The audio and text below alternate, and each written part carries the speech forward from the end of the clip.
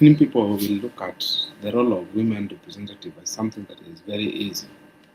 And sometimes we might even say that it is some kind of role that should be abolished because we may not be able to understand what the women rep should be able to do. The first thing that the women rep is supposed to do is to represent the entire county in the National Assembly. When you look at now, the role of an MP is to represent a constituency in the National Assembly. But when we go to the women rep, it is now an MP for the county. That's why, because there's a time that somebody asked me, why do we have to vote for women rep? And yet I'm a man. The reason why you're voting because this is somebody who is going to represent you. Because in as much as you belong to a constituency, you still belong to the county. So it means that this somebody is like now the overall. They represent, like if you have 8 sub-counties, like those constituencies will now be representing all those constituencies in the National Assembly. So it means that the women, if there's anything that is affecting people within that county, and yet it has not been taken by any of the MPs, then the women rep is free to take it there. So because it will be taking, and majorly it will be speaking about the things that are affecting the women, youth, and persons with disabilities and vulnerable groups. But the only thing in Kenya that we've not been able to understand is who are these people who are vulnerable groups. Because we get that the people who have been taken to be vulnerable are not even vulnerable. We have the people who are vulnerable not even getting what they're supposed to get. And yet, those who are not even vulnerable, they are able to acquire almost everything. That is the first function of the women rep. The second function is what is called legislation. As a women rep, you are supposed to ensure that the laws that you're making or any law that is being sponsored in parliament are okay. They are not infringing on any rights of the youth, women, and anything. Because as you legislate there, remember, you can sponsor even a bill that is dealing with gender equality, education, health, then gender-based GBV, prevention, and economic empowerment and social protection. Majorly, when it comes to this, you only hear women saying that they have done what is called fundraising. And sometimes you wonder how fundraising for the border riders is an empowerment.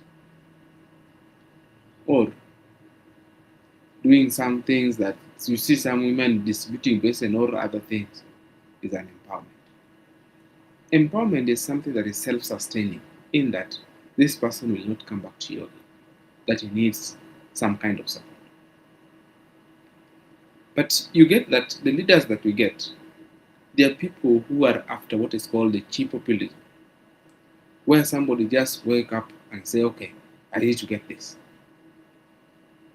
So if we don't move from that kind of politics, whereby we just wake up and do things, even though they are not supposed to be done that way, we just do them. At that particular point, we'll realize that we are messing a big deal.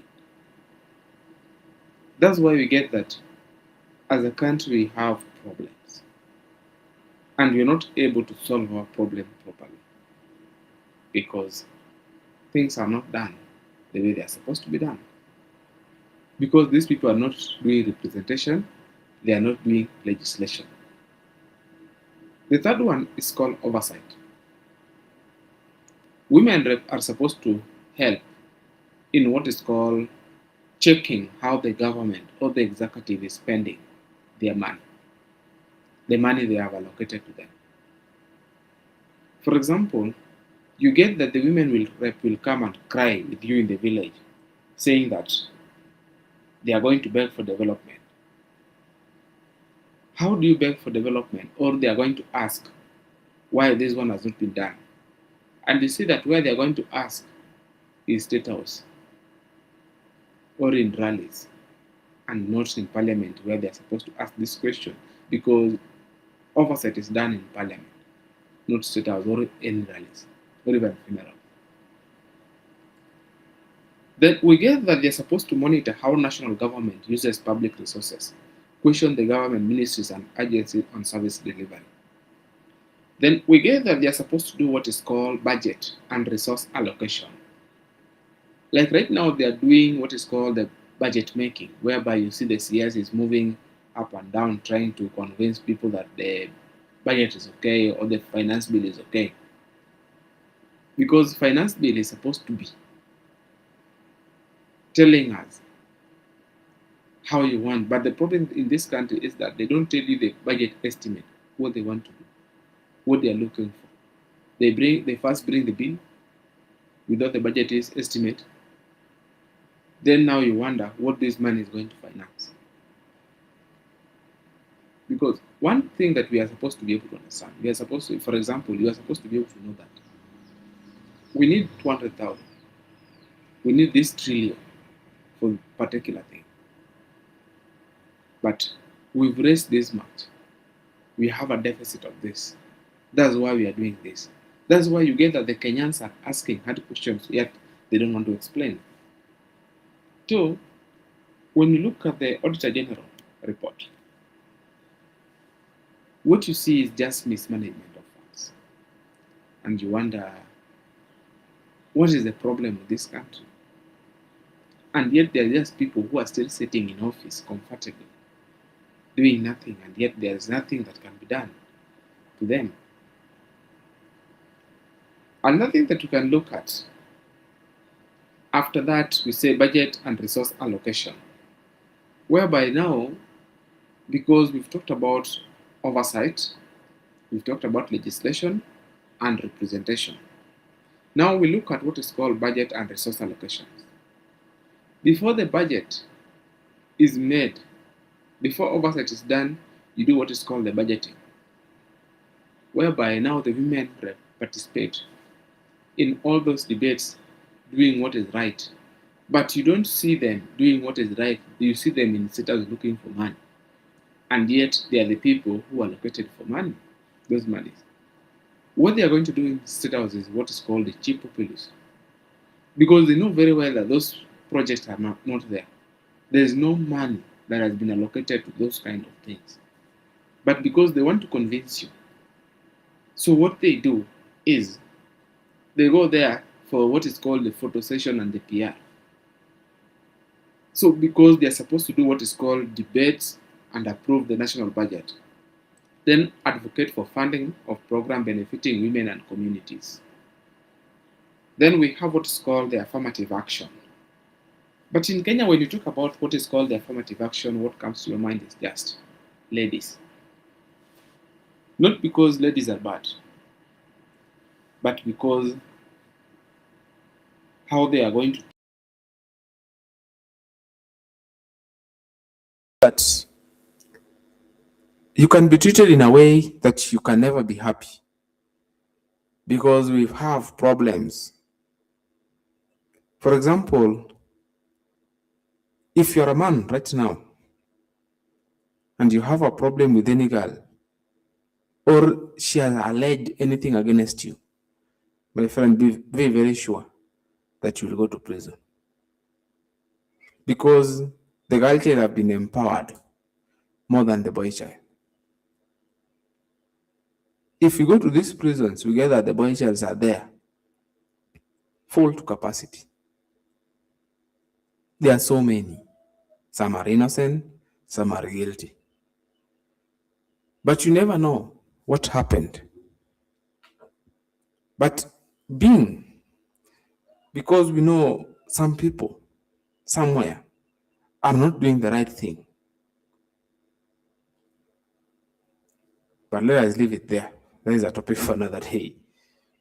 So the women rep is supposed to do what is called affirmative action, promote gender equality and implementation of two-thirds gender role principle in leadership and public service. So gender equality that is supposed to be promoted, we get that women will only come They will only gang when there is men. But when you look at that particular point, like in a case of Governor Rengo and Wanga, both of them have used language that is not supposed to be used by any leaders. But most of the leaders from Homa Bay County, they're used to it. And some get elected because that's why the people like them, because they cheer them up when they speak what is called the vulgar language. And it is very sad. But you cannot blame Orengo alone. When those people were in Linda Ground, what some words that were spoken by the likes of Makamu Makamu and the rest were things that cannot even be played in news because they will go contrary to the standard. Some we cannot even mention here because of the community issues. They are very sensitive issues. But as a community, where are we heading? The sixth role is NGAF management, where we say oversees or support projects funded through the National Government Affirmative Action Fund, known as NGAF. The funds may support 1. bursaries, women groups, youth empowerment, disability support, sanitary towels program. Then we talk about small business support. The seventh one, we have what's called the community mobilization. The women rep are supposed to organize mentorship, empowerment forum, and civic education program, help connect community with the government opportunities. But when you look at all this, the women rep have more roles than the MP, yet they sit in the same place. To me, as an MP, you're supposed to do your work properly. In that, you have 3 roles: representation, legislation, oversight. Then you're supposed to be doing what is called, you are supposed to do what is called the budget making and the rest. But you guys thought that we should come up with other avenues so that you can also be relevant. That's why you get that we have problems, whereby sometimes you might even fail to understand who is right in this country, or who is right, or who is wrong. That aside, let us look at these political leaders and their achievements today.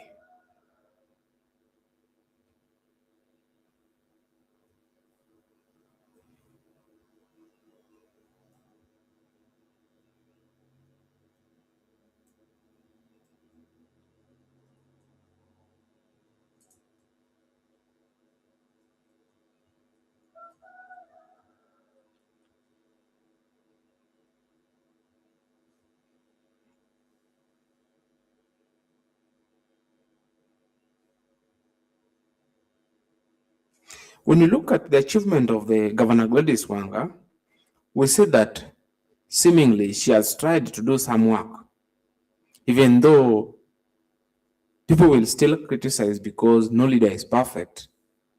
And then we also get that there is also what is called the pending bills. She also has to pay, plus whatever she has. So Governor Gladys Wanga has increased what is called increased county revenue.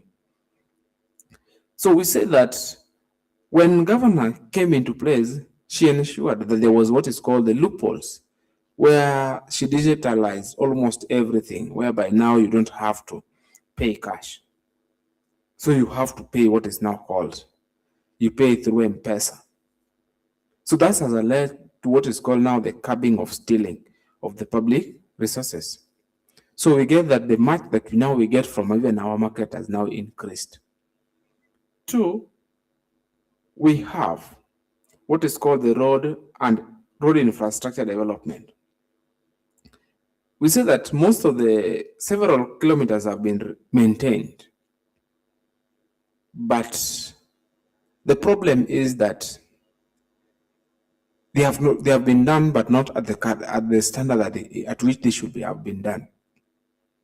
Because you get that most of the people who get this job maybe they are not qualified or they are doing it, and the people who are supposed to be checking, they are not doing the right thing.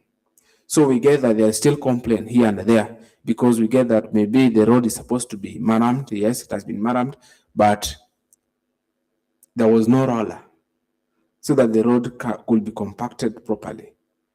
And there is no drainage that were put side by side. And without the culverts, it means that the road will just be swept away by water. So it means that in as much as most of them have been managed, they have not been done to the right standard. When we look at the health sector achievement, we see that our government has emphasized an expansion of health facility. We have what is called the free maternal health initiative. Then we have what is called improving access to medicine and services. So those are the things that she has done. Then we look at now the hosting national event, which I don't think is an achievement, because in as much as we have hosted, because you spend a lot of money on Stadia than what you get, because it was just a one-time show. Even though people will take it contrary, but I don't think it is necessary that you could have spent that much on that. Then when you look at other achievement,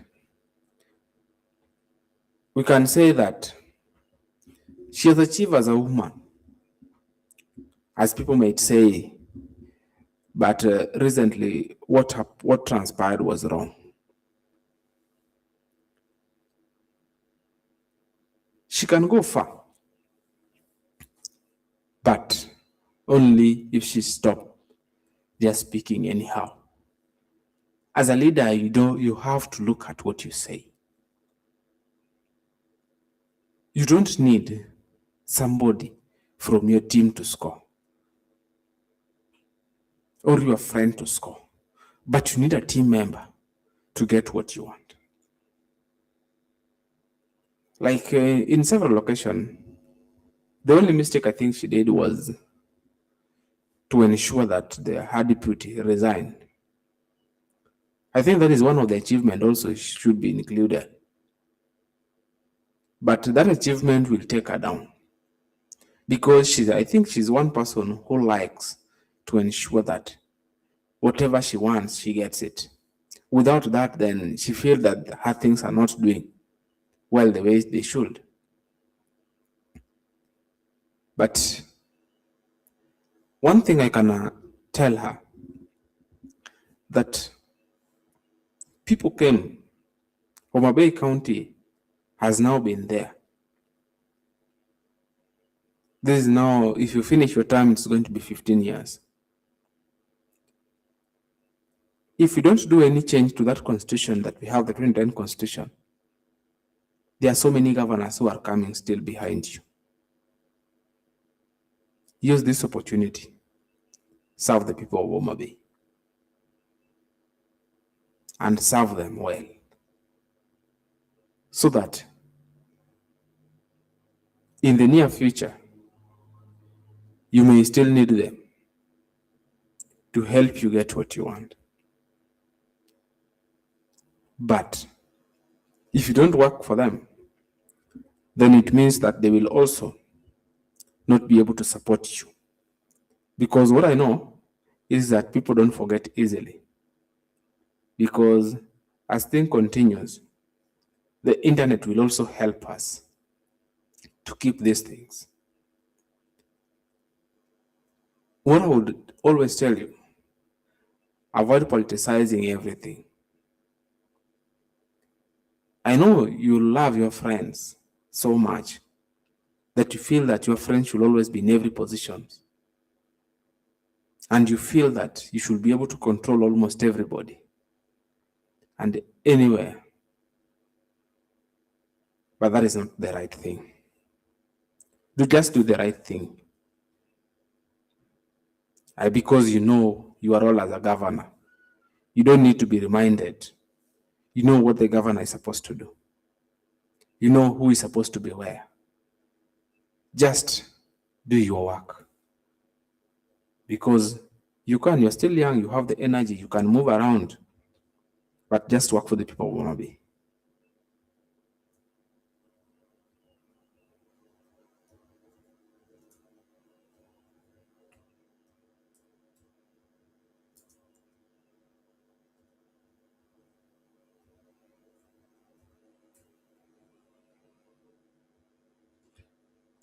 Now, when we look at now the Governor Orengo achievement, we see that the difference, we are going to compare the difference. We say that Orengo has done what is called the improvement of healthcare. Governor Orengo, expansion and renovation of health facilities such as Ngang Healthcare in Ugenya. Efforts have improved supply of county hospitals and strengthened the healthcare services. Another thing that he has done is called the agriculture and agribusiness. So Orengo has promoted agriculture through the support of cooperatives, circles, and farmer groups. He has launched programs involving youth agripreneurs and agricultural extension services. So it means that Orengo is somebody who knows what he's supposed to do. 3, Orengo has done what is called the infrastructure and development partnership. He has done what is called the collaboration with the national government and Ministry of Defense project, including modernization of CR Level 5 hospital, plan upgrade of Jaramogi Oginga Odinga Stadium into modern sport facility. Then we look at blue economy and market.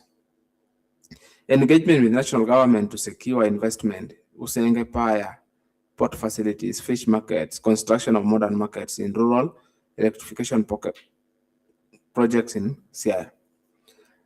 He has done what is called youth and small business empowerment. He has done what is called land and community rights.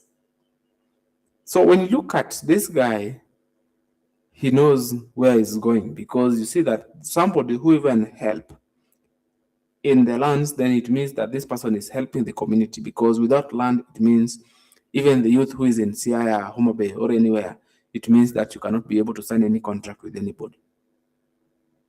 So as a people, then lastly, he has done what is called revenue collection. His administration has claimed improvement in the county-owned resource revenue collection and emphasized transparency and accountability in financial management. Politically, Oregon is widely recognized nationally for long history as a lawyer, democracy activist, former senator, defender, and the Constitution of Kenya. So when you look at these two people, there is a mismatch somewhere. These people are not the same. So I want us to do now the comparison. I've looked at them separately. Now let us look at the comparison.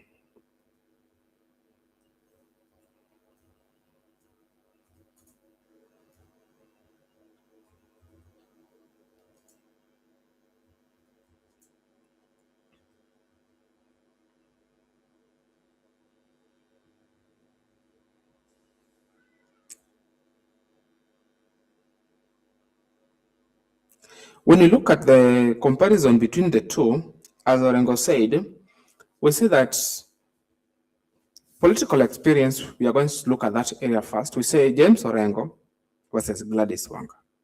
We say that James Orengo is a veteran lawyer, former senator, long-time opposition figure, and constitutional activist. And Wanga is a former women representative and the current ODM chairperson. So the two people are very different. Being a chairperson, and remember, when you're now looking at the position, Orengo had even become what is called a presidential candidate, to mean that he had been a party leader. So when you look at now the leadership style of Orengo, Orengo is more ideological and legal-minded, outspoken governance and national politics. Then we look at Governor Gladys Wanga is more administrative, development focused, and political strategic. So they are very different. It means one is based on ideology, the other one is focused mainly on political strategy. So it means whatever the political party decides, that is the stance of Wanga. But Orengo, unlike, it means that whatever he thinks that is right, because it is based on ideology, whereby he has to think for himself, not being directed. When we look at the development visibility, Orengo is criticized by some residents for slower visible county project. Then we said Wanga has gained praise and visible infrastructure in county programs. Then when we look at now the national influence for both people, highly respected nationally for democracy and constitutional struggle, then we say Wanga is rising national political influence within ODM and county leadership. Then we look at public rankings, we say ranked lower within Nyanza in some recent performance survey, ranked among the top governors nationally, and best female governor in some surveys. Healthcare.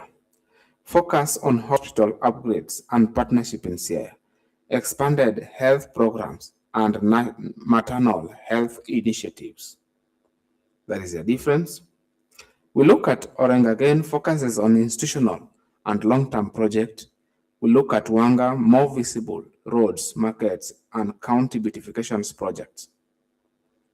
Then when we look at agribusiness and cooperative support, that is for Orengo, then Wanga focuses on youth empowerment, business grants, and revenue growth initiatives. Then public communication, often is always confrontational, that is Orengo, and strongly opinionated politically. Then Wanga is more diplomatic and coalition-oriented leadership style. Political position seen as independent and critical, even within ODM, seen as more collaborative within both ODM and national government. Now, as a community, we also have to know there are certain things, in as much as you might have a difference, then you have to look for ways how to sort them out. Because sometimes things are very shameful, in as much as we might laugh at them. This one doesn't mean that when you are talking on the podium, you're going to stay in leadership forever. One day you will also be a granny somewhere, and people will ask you whether allegations were true. Now take a situation whereby now you are an in-law somewhere, and then somebody plays satellite clips that you are watching or talking, because you not force people to delete them.